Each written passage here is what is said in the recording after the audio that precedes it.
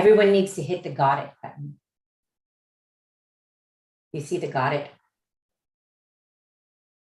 Okay, I think we're streaming live on YouTube, and I want to say welcome. I'm Justice Melissa Standridge, and I am the non-voting chair of the 9th Judicial District Nominating Commission. We're having a Zoom meeting today because Chief Justice Lukert signed a letter notifying us that there is a new district court position that has opened up and been funded, and that this commission needs to fill. That letter, as I said, goes out today, which means that this commission has 45 days to send 3 to 5 names to the governor for consideration. So I'd like to begin by noting that we do have 2 new members on our commission today, and they are both non-lawyer members. And the first one is Mr. David Odell. You want to raise your hand? And the other one is Glenn Snow, who's drinking coffee. Hello. And I want to say welcome to both of you. You should feel free to ask any questions that you have, but we're very excited to have you on board. We do have a few members that were not able to make the Zoom call today, the meeting. Tom Adrian, who historically has been our secretary. Brian, and maybe you guys can help me out with this. Is it Bina? Bina. Okay, Brian Bina, who is a new lawyer member. And we also have missing John Robb. So we still have a quorum. So we will be able to go forward with business today. The first order of business is the appointing a secretary. And as I noted, Tom Adrian historically has been our secretary, and he couldn't be available today. So in absentia, do we want to keep him on as secretary if he would be open to that? So I don't know if everyone knows Tom Adrian. He's been a great secretary in the past. So I guess, Shelby, do we vote on that, or? We can, if you guys feel like that's okay to do without Tom being here in the meeting, or we can just keep him as secretary, and if we want to take it up at the next meeting, he can bow out if he so chooses. Okay, that sounds good. Justice, would you like me to call into the line real fast just to make sure no one's there? Oh, yes, thank you. I'll just do that. We can keep going, but I'll just make sure. I can keep notes in absence of Tom today. Thank you, Anne. I appreciate that. So the main purpose of today's meeting is to establish a timeline, because we are dealing with this 45-day window that we have to meet in order to get 3 to 5 names to the governor. I'm kind of looking to see if Shelby has anybody that has wanted to call in. Do I have anybody on the call? Right now, it doesn't appear that anyone has joined the call, just the Standridge, but I'll leave the line open in case someone does. Okay, thank you, Shelby. And I guess I should introduce Shelby, who is my judicial executive assistant, and who basically is the chief executive officer of everything that I do. So I certainly appreciate everything that she's done. So we need to talk about when to post the notice of vacancy, a deadline for the nomination form, and nomination form is really another word for application. So for some reason we use the word nominate, and I think it's because someone can nominate another person. But historically, that people apply, but we'll call it a nomination form. And it's a good idea now to go ahead and set the interview date and the start time, again, because we're dealing with a compressed 45-day window, and we have a lot of people to juggle schedules with everyone on the commission. And then finally, schedule our next conference call to discuss which applicants or who has applied or been nominated, and then assign what we call reference checks. And for Dave and Glenn, we do ask for references from the applicants themselves. And we follow up on that by assigning a person on the nominating commission to follow up on those, and then to follow up on any information gleaned from those. So sometimes it can turn into, well, I have some information here from a reference, but they told me to call this person, or, or it can roll from there. So what I would recommend, or actually what Shelby would recommend, but I get to be the one to say this. What Shelby would recommend and I would recommend is to go ahead and post the vacancy tomorrow and have that posted by Friday, June 10th at the end of the day. Again, because of the 45-day window. So given we want to allow the applicants or nominees to have sufficient time to fill out the application, which is kind of lengthy, actually. It asks for a lot of information. And then, did you forward this to everyone, Shelby, or just to me? I didn't, but I'd be glad to if they would like to look at it today and raise their hand if they see anything they want to change or add. Okay. So Shelby's going to send, it's called the 9th Judicial District Nominating Commission District Judge Submission Form. And so if you could take a look at that, and I don't know that we have time to do it now, but that's what it looks like. If you see a major flaw in it, we've used it before, but if you see a major flaw in it, then please email or a typo or anything to let us know. Just to be brief, it asks for educational background, professional background, the general nature of the professional legal work, describe your typical client. It asks for a breakdown of what kind of courts the person practices in, and if it's not litigation, what other matters.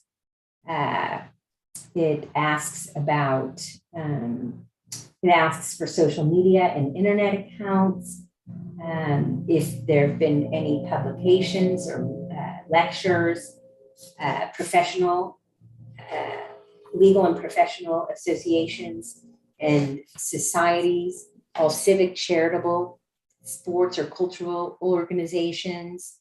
And then it asks financial information, which is, of course, confidential, whether the applicant is a director or officer of a business or a corporation and what the ownership interests are, whether the person has ever been sued by a client or participated in any other legal proceedings, whether the nominee or applicant has been subject to discipline, accused of harassment, sexual or otherwise.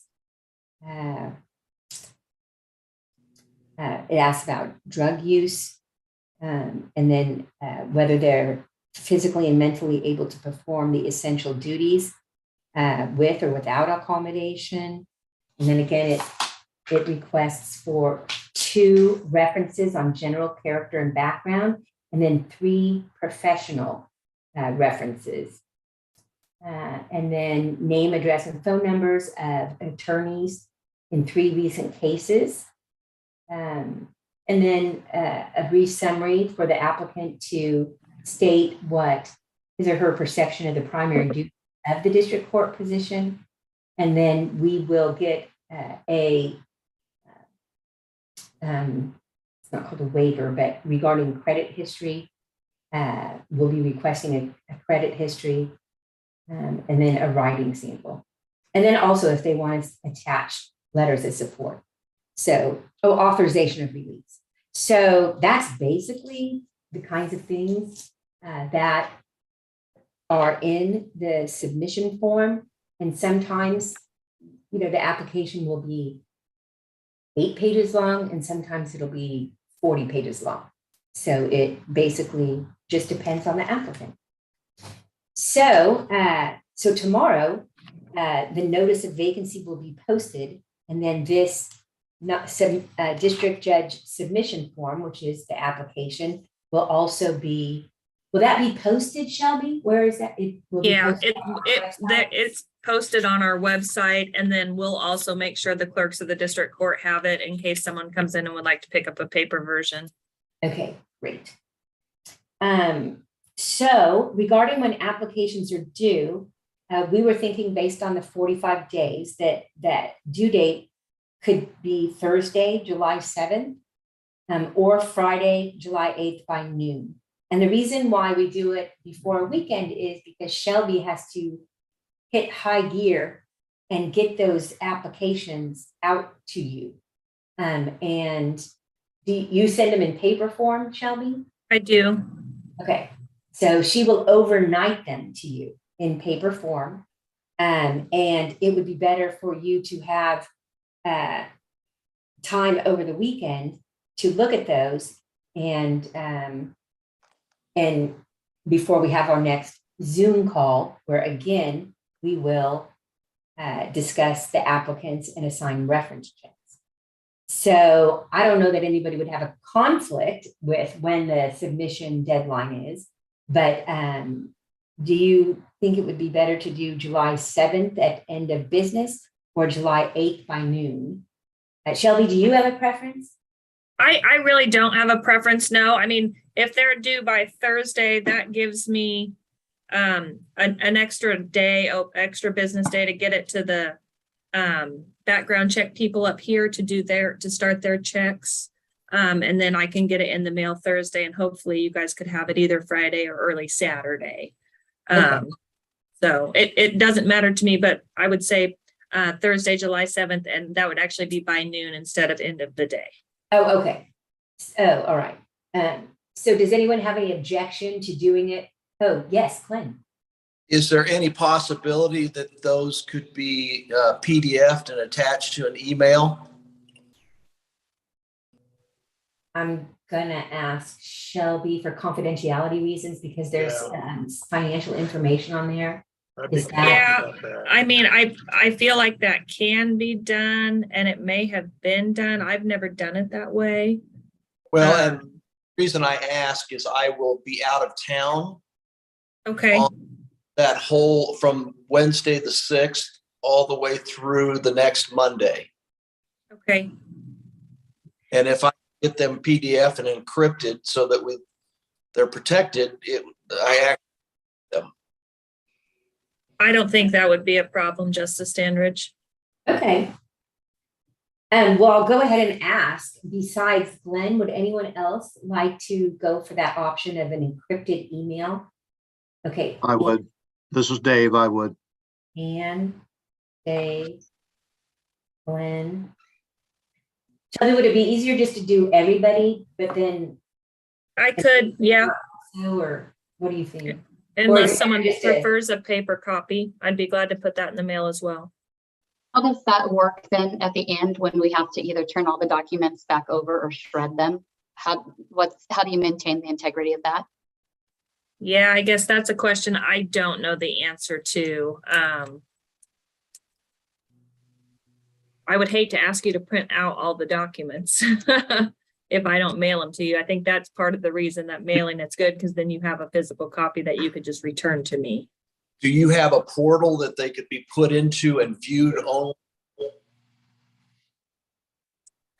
I mean, I could follow up with another assistant on this and see if someone else has actually done it this way. I think someone has, but I just hadn't gotten as far as getting those questions answered. I mean, I know I always scan them in to keep them in electronic form on my computer, but when it comes to sending them out or getting them back or anything like that, I don't know the answers to that. Okay, I think that if someone just gets them by electronic form in an encrypted email, if they could do a double delete maybe, so delete the PDF and then go to your trash and delete it again, And that would be the same thing as shredding. Yeah. But Shelby will check with the other judicial executive assistants and see whether any of them have done that. And we should be able to accommodate that. But Shelby will send out paper copies also, so that you don't have to print them out on your own printer. Yeah, I will do that. I'll go ahead and send it electronically and in paper. Right. I do have a portal that becomes easier that we could use. You have to have a password and you can then delete the entire folder once you don't use it anymore. So if that's easier than sending several emails, just let me know. I'm happy to share Okay. that. Thank you, Anne. Okay, so we've now established that Thursday, July 7th at noon will be the deadline for applications, which gives applicants almost a full month to apply. And in order that we have enough time to review the applicants briefly and get together and discuss the applicants and assign reference checks, and also set the interview schedule, the specific times. Shelby was thinking either Thursday, July 21st or Friday, July 22nd, starting at 9. No, I'm sorry, I jumped the gun. Tuesday, July 12th or Wednesday, July 13th over the noon hour again. So hopefully we can pick up Jana easily in case she has court. So what is your availability like for the people in attendance today on Tuesday, July 12th or Wednesday, July 13th at noon? Does Either one. anybody have a conflict? No conflict for Glenn. I'm Okay. okay. Either one for me. Yeah, either one will work. Jana, so far, I mean, those are good. I mean, if it's at noon, I'll try to make it. I do have jury trials that week. So, and whether they go or not, I'll know probably closer to the date, but as of now, I am scheduled to be in trial. Okay. Okay, so maybe we should just go ahead with the earlier one, Tuesday, July 12th. And do that at noon. It'll give us an extra day to conduct. Let me see. All right. And then we'll check with the Tom, Brian, and John and make sure that they're okay for that day. All right, so that. So then we're looking at interviews, and interviews, we really need to, it would be better. What our drop deadline date is what, Shelby? For the 45 days, it's Saturday, July 23rd. Okay. All right, so we need to have the names to the governor by Friday, July 22nd. So we could do it on the 22nd, or we could do it on Thursday, the 21st. Now, I don't know how many applicants we'll get, but, it shouldn't take all day. Unfortunately, I don't think that we're going to get, 12 or 15 applicants. So wish we would, but, well, maybe we will. I don't know. But we would want to probably start at 9 a.m. in the morning. And I would say that I want to say that this is going to be in person unless there's objection. But I think we're to the point now where, people can still mask up if they want. But does anybody have an objection to it being in person, Dave? I'm going to be National Association of County Commissioners in Colorado at that time. I was planning on trying to Zoom in if that would be permissible.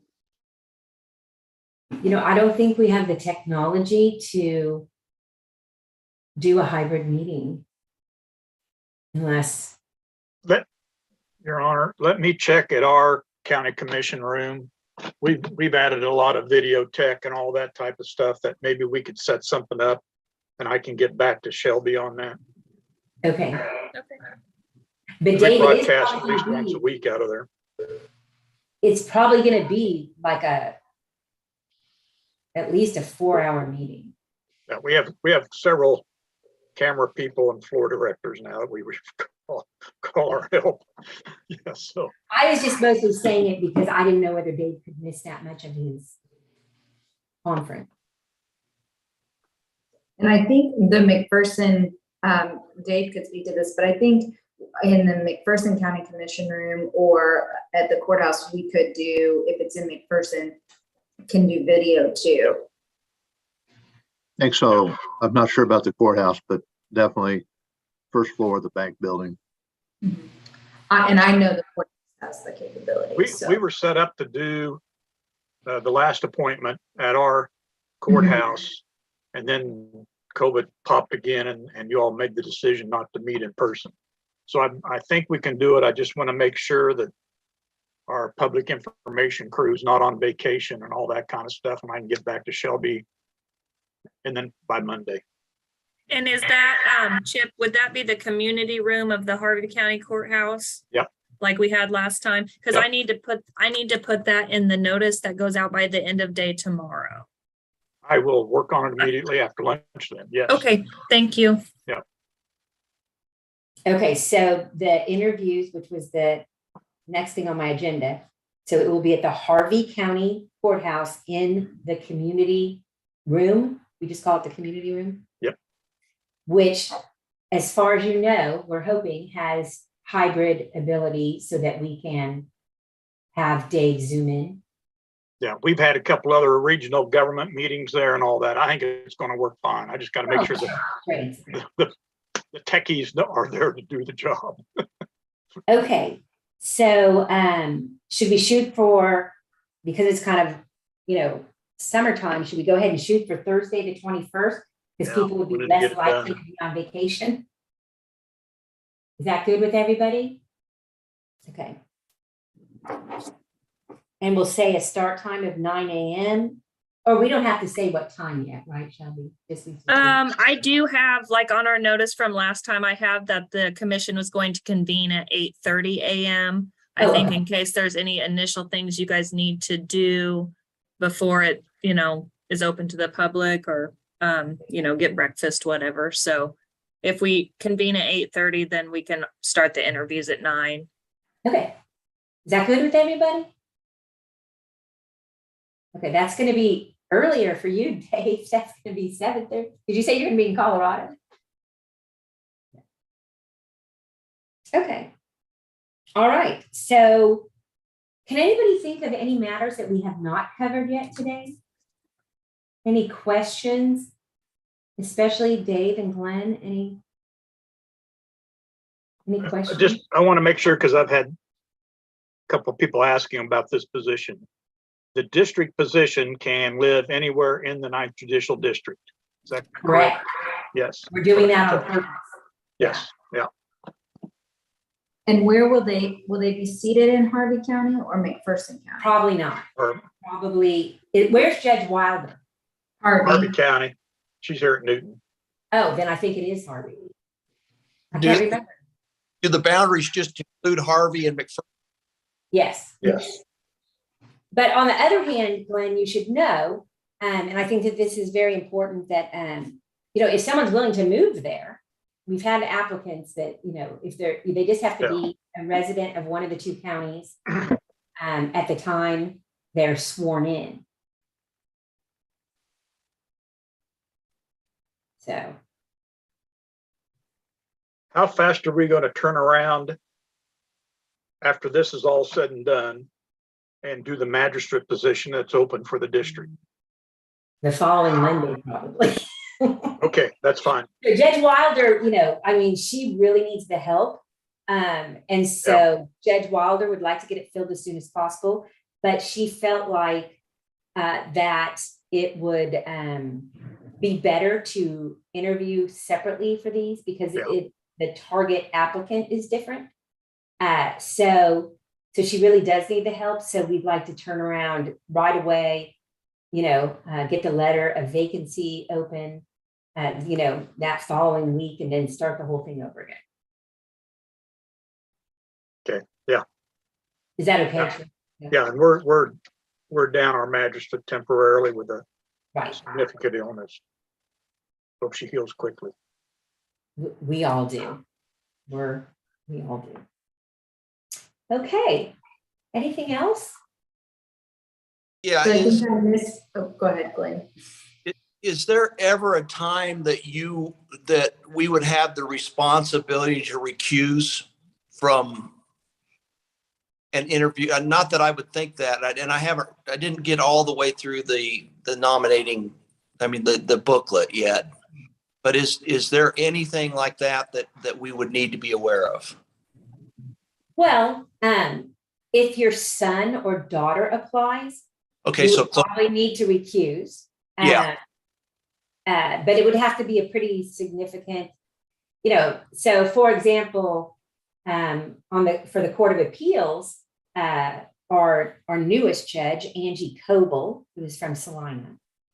Angie used to work for Judge Karen Humphreys and hasn't for like the past 8 years, but Judge Humphreys on the commission, and she felt like she could be, not be biased, right, and impartial, and it's the same thing with us as justices. I would recuse if my kid was in a case, or my husband, or or even my best friend. Or if I had stock in a company, but it's usually left up to the person. Okay. So if you feel like you could be fair and impartial, from an objective point of view, if it was your child, I might say, even though you feel you could be fair and impartial, I think for the appearance of propriety, it would be better for you to recuse, but it doesn't happen that often. Yeah, I doubt. I just was wondering. Where it most often would happen is if like one of your partners or someone in your law firm applies. And even then, I don't know what we would do in that situation. Okay. It would just depend. Okay. But we'll take a look when we get our applicants, and then we can, but that's as a general rule. Yeah. Okay. And what was your question? I think I missed the answer. The new judge will be housed in Harvey County. I'm pretty sure the new judge is going to, let me look at my map. So Newton. I'm pretty sure it's Harvey. Okay. Which one has more? Caseload, we do, Harvey County.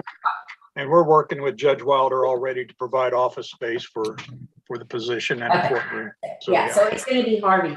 So, but when we submitted the request to the legislature to fund this position, among others, we consciously made the decision in order to get a bigger applicant pool that the person would not need to come from Harvey County. So the person can still live in McPherson and just drive to work. So we are not having a residential requirement, a county residential requirement for Harvey County, because we want the biggest applicant pool that we can get. But good question. Anything else? Okay. Well, that's all we have for today. And then we will talk on Tuesday, July 12th at noon, probably not very long, for another 30 minutes or so. And then be sure to put down Thursday, July 21st at 8:30 a.m. In-person interviews, with the exception of Dave. And we'll go from there. I really look forward to working with you.